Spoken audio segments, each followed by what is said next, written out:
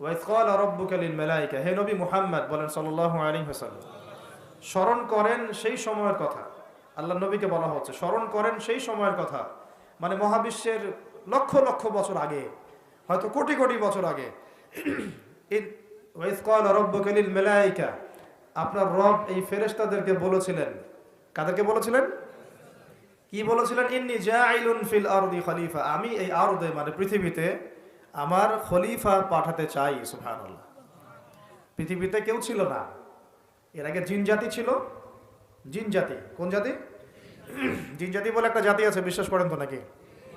আচ্ছা, এখন এই জিন জাতি যখন ফাসাদ সৃষ্টি করে আল্লাহ পাক ওদেরকে সরিয়ে দেন, দিয়ে আল্লাহ পাক নতুন করে কোন সৃষ্টি পাঠানোর ইরাদা করেন, তখন ফেরেশতাদেরকে বলেন যে আমি পৃথিবীতে আমার খলিফা পাঠাতে চাই। কি পাঠাতে চাই? শব্দটা আবার বলেন, খলিফা। আচ্ছা, এবার আসেন তো ফেরেশতারা বলেন আতাজআলু ফিহা, আপনি কি এমন কাউকে সেখানে পাঠাতে চাচ্ছেন মাই ইউফসিদু ফিহা, যে পৃথিবীতে গিয়ে ফাসাদ সৃষ্টি করবে, দাঙ্গা হাঙ্গামা ফাসাদ সৃষ্টি করবে, ওয়া ইয়াসফিকুদ দিমা, এবং একে অপরের রক্ত ঝরাবে, রক্তপাত ঘটাবে। ওয়া নাহনু নুসাব্বিহু বিহামদিকা ওয়া নুকদ্দিসু লাক, অথচ আমরাই তো আপনার প্রশংসা করি, তাসবিহ পাঠ করি, কি প্রয়োজন? আপনি কি এমন কাউকে পাঠাতে চাচ্ছেন যে পৃথিবীতে গিয়ে দুইটা কাজ করবে? ফেরেশতারা বলেছেন কয়টা কাজ করবে? এক, বলেন, ফিতনা ফাসাদ সৃষ্টি করবে। দুই, একে অপরের রক্তপাত ঘটাবে। পুরো বিশ্বের দিকে তাকায় দেখবেন এবার, এই মানব জাতি এই দুইটা কাজ করতেছে, হয় ফিতনা ফাসাদ সৃষ্টি করতেছে অথবা রক্তপাত ঘটাচ্ছে। এখানে ভাই ভাইয়ের রক্ত ঝরাচ্ছে, প্রতিবেশী প্রতিবেশীর, কোনো সময় সামাজিক এক দল আরেক দলের, কোনো সময় এক রাজনৈতিক দল আরেক রাজনৈতিক দলের, কোনো সময় এক বিশ্বের একটা দেশ আরেকটা দেশের। পুরো বিশ্বে ছোট থেকে বড় যে স্তরে আপনি উঠবেন দেখবেন রক্তপাত রক্তপাত রক্তপাত। নবীজি বলে গিয়েছিলেন শেষ জামানায় এই রক্তপাতটা প্রচুর বাড়বে, এত বাড়বে যে হত্যাকারী জানবে না কেন তাকে মারলাম, আর নিহত ব্যক্তিও বুঝবে না কেন আমি মরলাম।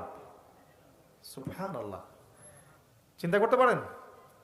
গাজার বাচ্চারা জানে না যে কেন তাকে মারা হলো, আর যারা মারছে ওরাও জানে না কি কারণে মারছে, কি অপরাধ ওঠে।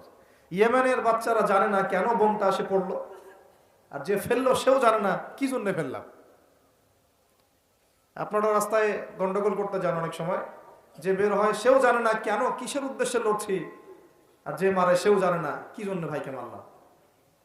এটা শেষ জামানা। হত্যাকারী ব্যক্তি জানবে না যে কেন আমি হত্যা করছি, মাকতুল জানবে না যে কেন আমি মরলাম। শেষ জামানা হারাজ বাড়বে, হারাজ হারাজ হারাজ। নবীজি বলছেন হারাজ বাড়বে, সাহাবীরা বলছেন হারাজ কি ইয়া রাসূলুল্লাহ? নবীজি বলছেন যে মানে অস্বাভাবিক হারে হত্যাকাণ্ড বাড়তে থাকবে। আমি পরিসংখ্যান দিয়ে দিই আপনাকে দুইটা। শুধু প্রথম বিশ্বযুদ্ধেই এই 4-5 বছরের মধ্যে প্রায় 1.5 থেকে 2 কোটি মানুষ মারা গেছে। কত কোটি? আর আরো বেশি, অনেকে বলেন 2.5 কোটি 3 কোটি, আমি একটা মিনিমাম রেঞ্জ বললাম। আর দ্বিতীয় বিশ্বযুদ্ধে মারা গেছে প্রায় 6 থেকে 7 কোটি। 6 থেকে 7 কোটি। শুধু আমেরিকার একটা পারমাণবিক বোমা যেটা জাপানে পড়েছে হিরোশিমায়, ওতেই লক্ষ লক্ষ লোক মারা গেছে। এখন পর্যন্ত ওদের যে বংশ পরম্পরা, ওই যে পারমাণবিক বোমার যে প্রভাব, এটা এখন পর্যন্ত আছে। আর নাগাসাকিতে যেটা পড়েছে দ্বিতীয় বোমা, ওটার নাম ছিল ফ্যাটম্যান, আর প্রথমটার নাম ছিল লিটল বয়। এগুলো অনেক আগের বোম। আর এখনকার পারমাণবিক বোমগুলো কত শক্তিশালী এটা বলার অপেক্ষা রাখে না, একটা পুরো দেশকে এক মুহূর্তে উড়াই দিতে পারে। বাংলাদেশের মতো একটা ছোট্ট দেশ, এরকম ছোট্ট একটা দেশকে একটা বোমা দিয়ে উড়িয়ে দেওয়া সম্ভব। ইংল্যান্ডের মতো একটা দেশকে একটা রাশিয়ান হাইপারসনিক ক্ষেপণাস্ত্র দিয়ে উড়িয়ে দেওয়া সম্ভব। আর এখনকার সমরবিদ্যা নিয়ে যারা ঘাটাঘাটি করেন, তারা এটা আশঙ্কা করছেন যে প্রথম বিশ্বযুদ্ধের মতো, দ্বিতীয় বিশ্বযুদ্ধের মতো আরো একটা তৃতীয় বিশ্বযুদ্ধ হয়তোবা বিশ্ববাসী দেখতে যাচ্ছে। হয়তোবা, আল্লাহ ভালো জানেন, আমরা তো গ্যারান্টি দিয়ে বলতে পারবো না, কিন্তু পরিস্থিতি ওইরকমই মনে হচ্ছে। তবে এতটুকু জেনে রাখেন, হাদিসের মধ্যে মালহামা নামে একটা শব্দ আছে। কি শব্দ? নবীজি বলেছেন ইউফ্রেটিস নদী মানে ফোরাত নদী। ইউফ্রেটিস কোন নদী? এই ফোরাত নদী অচিরেই তার ভূগর্ভস্থ সোনার পাহাড় বের করে দিবে। ফোরাত নদী অচিরেই তার সোনার পাহাড় বের করে দিবে এবং ওই সোনাকে নিয়ে মারামারি করতে আসবে যে মানুষগুলো, তাদের মধ্যে প্রত্যেক 100 জনের মধ্যে 99 জন মানুষ মারা যাবে। আর ওই একজন ব্যক্তি যে বেঁচে থাকবে সে ধারণা করবে আমি সেই ব্যক্তি যে সোনাটা পাবো। আর মুসলিমদেরকে নবীজি বলছেন তোমরা যদি ওই সময় ওই জায়গায় থাকো, কোনো মুসলমান যদি সেটা দেখে, তোমরা সেই সোনায় হাতও দিবে না। আরেকটা হাদিস এসেছে যে অচিরেই রোমকরা, পশ্চিমারা আরবদের সাথে চুক্তি ভঙ্গ করবে এবং 80টা পতাকা নিয়ে তাদের বিরুদ্ধে যুদ্ধে নেমে যাবে। কয়টা পতাকা? 80টা। এবং প্রত্যেক পতাকার নিচে থাকবে 12,000 করে সৈন্য। কত হাজার? একটা যুদ্ধে এত বেশি 99% মানুষ মারা যাওয়াটা স্বাভাবিক না, এটা অস্বাভাবিক। ঢাল তলোয়ার AK-47 যুদ্ধে এমনটা হবে না বা হয় না।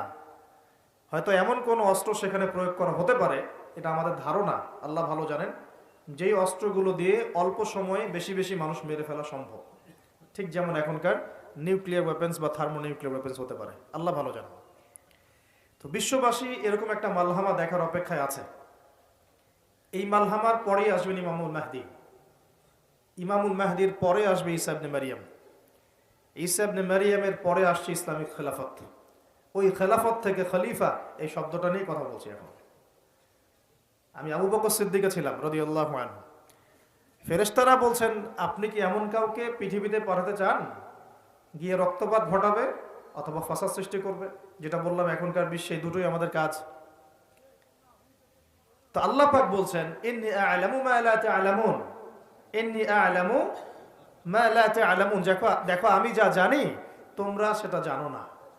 মানে আমার কিছু শুকরগুজার বান্দা থাকবে যারা এরকম ফিতনা ফাসাদ করবে না এবং রক্তপাতও ঘটাবে না, তাদের জন্যই আমি প্রস্তুত করেছি জান্নাতুল ফিরদাউস। সুবহানাল্লাহ। তো এখন ফেরেশতাদের মতামত আপনারা শুনলেন, আল্লাহ পাকের কথাও শুনলেন। এখন আল্লাহ রাব্বুল আলামিন তার খলিফা হিসেবে সৃষ্টি করলেন তার নিজ হাতে আদম আলাইহিস সালামকে। সুবহানাল্লাহ।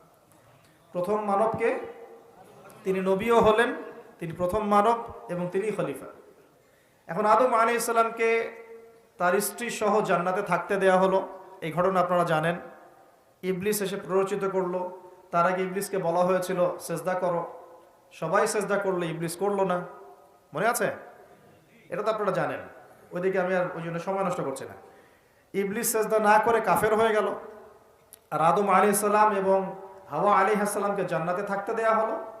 বলা হলো যে এখানে থাকো, কিন্তু ওয়ালা তাকরাবা হাদিহিশ শাজারা, এই গাছের কাছেও যাবে না। ইবলিস ফুসলিয়ে ফাসলিয়ে তাদেরকে গাছের কাছে নিয়ে গেল। যেভাবে আমাদেরকে ফুসলিয়ে পাপের দিকে নিয়ে আসে ঠিক এভাবেই। ঠিক আছে? এখন আমাদের পিতামাতা একটা ভুল করে ফেললেন। মানুষ মাত্রই কি হবে? আমাদের পিতামাতা ভুল করে ফেললেন। এটাই তো হাদিসের ব্যাখ্যা যে কুল্লু বনি আদম খাত্তা, প্রত্যেকটা বনু আদমেরই কি আছে? ভুল আছে। খায়রুল খাত্তাইন আত-তাওয়াবিন, যারা তওবা করে তারা হচ্ছে উত্তম ভুলকারী।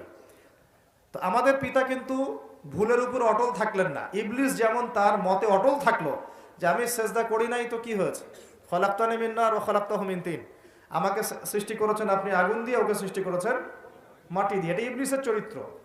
যে ভুলের উপর অটল থাকে, সংশোধন করে না, সে ইবলিসের অনুসারী। কথা বুঝতে পারছেন? ইবলিস কি এখানে সঠিক ছিল? নাউজুবিল্লাহ, কখনোই না।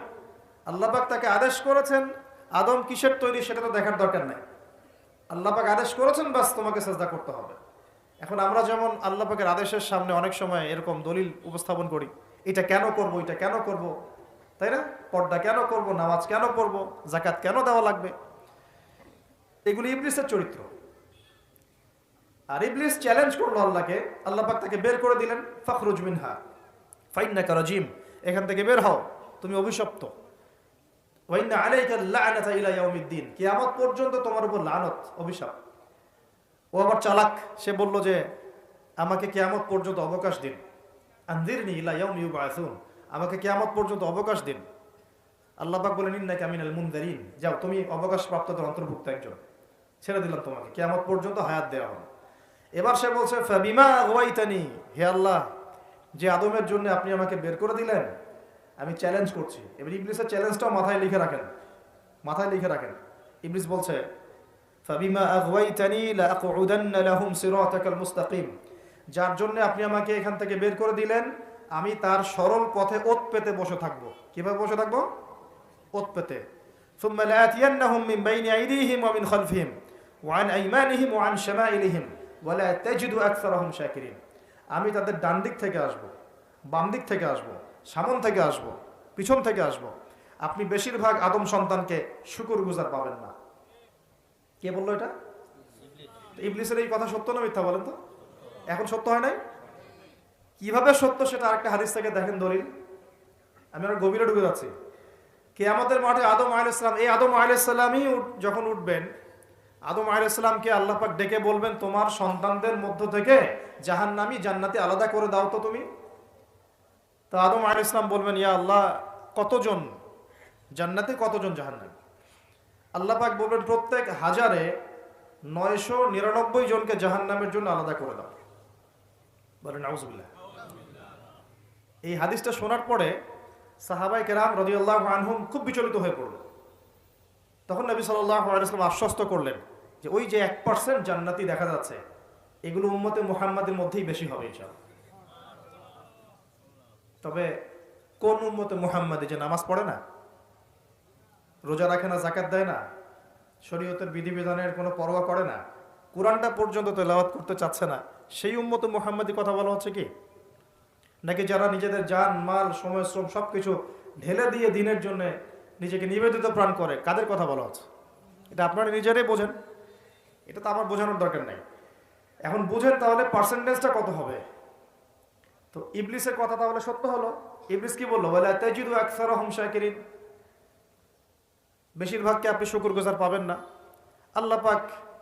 আল্লাহ পাক নিজেও এই কথা বলেছেন সূরা সদের মধ্যেই, ওয়া কালিলুম মিন ইবাদিয়াশ শাকুর, আমার শুকরগুজার বান্দা খুব কম হবে। অন্য একটা জায়গাতেও আছে। তো এখন আল্লাহ রাব্বুল আলামিন আদম আলাইহিস সালাম আর হাওয়া আলাইহিস সালামকে জান্নাতে রাখলেন। তারা যে ফল খেয়ে ভুল করে ফেললেন, আল্লাহ পাক তখন তাদেরকে সাথে সাথেই বের করে দেন নাই, সাথে বের করে দেন নাই, বরং ফাতালাক্কা আদামু মির রাব্বিহি কালিমাত, আদম আলাইহিস সালাম আল্লাহর কাছ থেকে কিছু কালিমা বা বাক্য শিখে নিলেন। সুবহানাল্লাহ।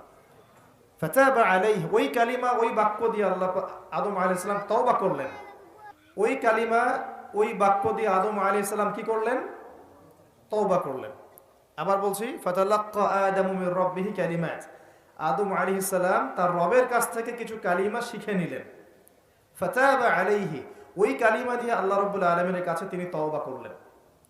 ইন্নাহু হুয়াত তাওয়াবুর রহিম, এবং আল্লাহ পাক তওবা কবুল করে তাকে মাফ করে দিলেন। ওই বাক্যটা কি ছিল সেটা একটু শুনি।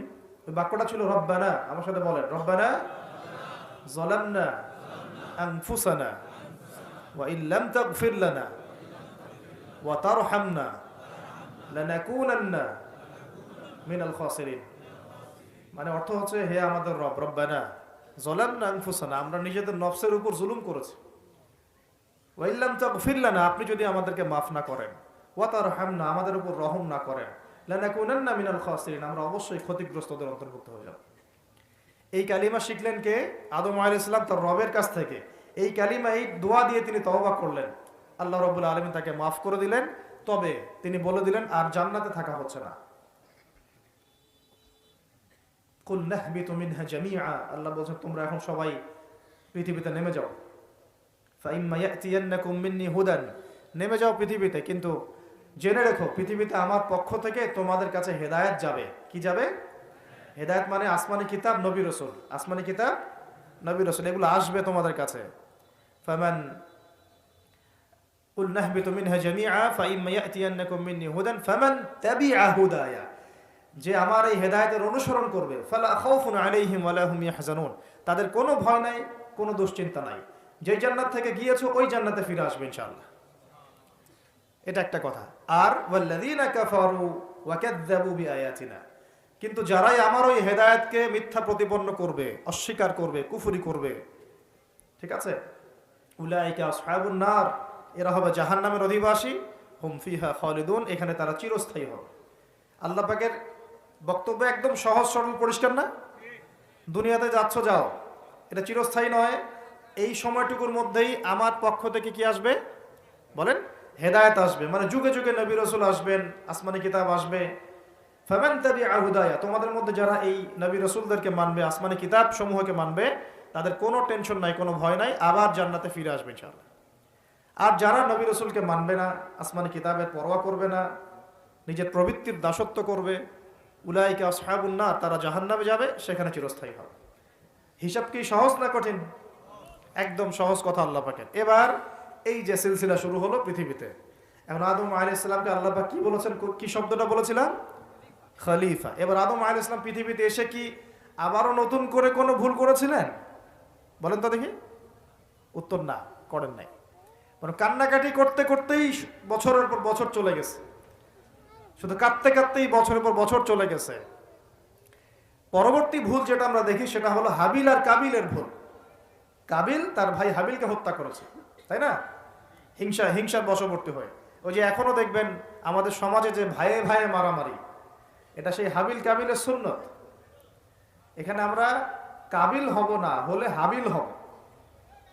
প্রয়োজনে হাবিল হয়ে থাকবো, তাও কাবিল হতে চায় না। কারণ নবী সাল্লাল্লাহু আলাইহি ওয়াসাল্লাম বলেছেন, পৃথিবীতে প্রথম হত্যাকাণ্ড সংঘটিত করেছে কাবিল। ভালো করে শোনেন, যারা এই পথে আছেন ভালো করে শোনেন। পৃথিবীতে প্রথম হত্যাকাণ্ড সংঘটিত করেছে কাবিল। এ কারণেই কিয়ামত পর্যন্ত যত মানুষ খুন হবে, খুন, এই সমস্ত খুনের পাপের একটা অংশ কাবিলের আমলনামায় গিয়ে যুক্ত হবে। মনে করায় দেই, কাবিল একজন নবীর সন্তান। কার সন্তান? নবীর সন্তান। লূত আলাইহিস সালামের স্ত্রী একজন নবীর স্ত্রী। নূহ আলাইহিস সালামের স্ত্রী একজন নবীর স্ত্রী। আবু লাহাব সর্বকালের সর্বশ্রেষ্ঠ মানব মুহাম্মদ সাল্লাল্লাহু আলাইহি ওয়াসাল্লামের চাচা। আবার ফিরআউনের ওই স্ত্রী, তার নাম, দাসীর নাম কি? আসিয়া। তাহলে আমাদের বংশ, আমাদের রং, আমাদের জাতীয়তা, আমাদের অর্থ সম্পদ, আমাদের টাকা পয়সা, আমাদের স্ট্যাটাস, আমাদের ভাষা, আমাদের এই গোত্রীয় বিভাজন, এগুলো আমাদেরকে আল্লাহ পাকের আযাব থেকে বাঁচাতে পারবে না, যদি না আমরা আল্লাহ পাকের হুকুম আহকাম মেনে চলি। একজন নবীর ছেলে কোথায় যাচ্ছে? একজন নবীর স্ত্রী কোথায় যাচ্ছে? লূত আলাইহিস সালামের স্ত্রী কোথায় যাচ্ছে? আবু জেহেল কি আল্লাহ নবী সাল্লাল্লাহু আলাইহি ওয়াসাল্লামের চাচা ছিল না? আবু লাহাব কি চাচা ছিল না? তাহলে কিসের অহংকার, কিসের অহংকার, কিসের ফুটানি, কিসের গর্ব? শুধু তাকওয়াই পারবে আমাদেরকে সেভ করতে, আর কিচ্ছু না।